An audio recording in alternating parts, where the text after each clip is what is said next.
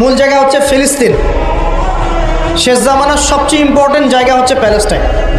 শেষ জামানার যত বড় বড় ঘটনাগুলো ঘটবে, ইমাম মাহাদির আগমন, মুসলিম বাহিনীর বিজয়, জেরুজালেম পুনরুদ্ধার, ইসলামিক খেলাফত প্রতিষ্ঠা, ঈসা আলাইহিস সালামের আগমন, সব ওই জায়গাকে কেন্দ্র করে।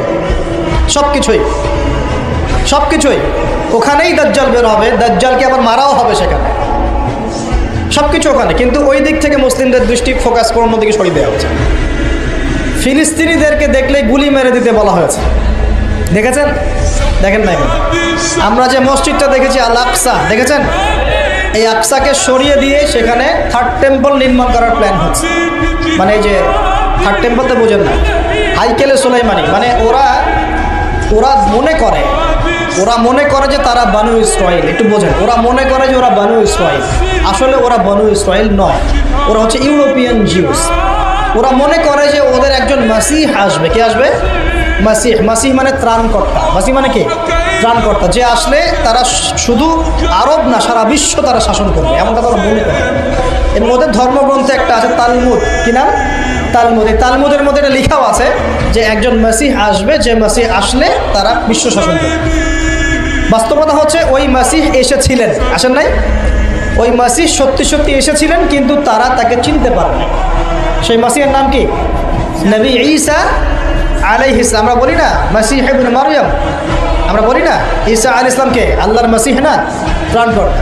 ঈসা আলাইহিস সালামকে তারা চিনতে ব্যর্থ হয়েছে এবং তাকে তারা হত্যারও চেষ্টা করেছিল, কিন্তু আল্লাহ রাব্বুল আলামিন তাকে উঠিয়ে নিয়েছেন কোথায়? আল্লাহর কাছে। ওয়ামা কাতালুহু ওয়ামা সালাবুহু। তারা তাকে হত্যাও করে নাই, ক্রুশবিদ্ধ করতে পারে নাই, বরং আল্লাহ পাক তাকে বাল রাফাআহুল্লাহু ইলাই, আল্লাহ পাক তাকে তার কাছে উঠিয়ে নিয়েছে। তো বিষয়টা কি দাঁড়ালো? ওরা মনে করে যে ওদের একজন মাসিহ আসবে, যেই মাসিহ আসলে পরে তারা সারা বিশ্বটাকে শাসন করবে। ঠিক আছে? কারা শাসন করবে? জিউসরা। যারা মনে করে ওরা বানু ইসরাইল, আসলে তারা বানু ইসরাইল নয়, তারা ইউরোপিয়ান জিউস।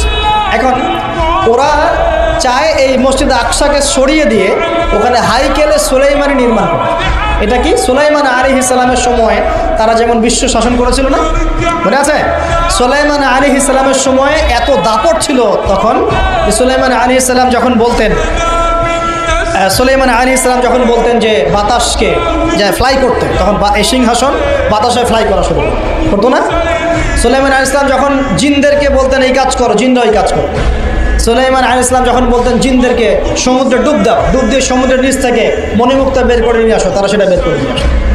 সুলাইমান আলাইহিস সালাম জিনদেরকে দিয়ে এই মসজিদও নির্মাণ করিয়েছেন, মনে আছে? ওই যে লাঠির মধ্যে ভর দিয়ে তিনি দাঁড়িয়েছিলেন এবং লাঠি জমিনের পোকা খেয়ে ফেলেছিল। আর সুলাইমান আলাইহিস সালাম তখনই কিন্তু ইন্তেকাল করেছেন। যখন পড়ে গেলেন তার দেহটা, তখন জিনরা বলেছিল যে আমরা যদি জানতাম যে সুলাইমান মারা গেছে তাহলে এই শাস্তি ভোগ করতাম। আছে না কুরআনে? তো সুলাইমান আলাইহিস সালামের সময় তাদের এত ক্ষমতা ছিল যে ওই যে সাবার রানী বিলকিস, মনে আছে? হুদহুদ পাখির ঘটনা। হুদহুদ পাখি এসে বলছে যে ওইখানে একটা দেখলাম সাবার রানী সূর্যকে পূজা করে। তো সুলাইমান আলাইহিস সালাম বলছেন কোন জিন আছো যে আমি এখান থেকে ওঠার আগে ওকে নিয়ে আসতে পারবো? এক জিন বলছে যে আপনি এখান থেকে উঠে দাঁড়ানোর আগেই ওই সিংহাসন নিয়ে চলে আসতে পারবো। কত শক্তি চিন্তা করেন। তো সুলাইমান আলাইহিস সালাম বলছেন এতে হবে না।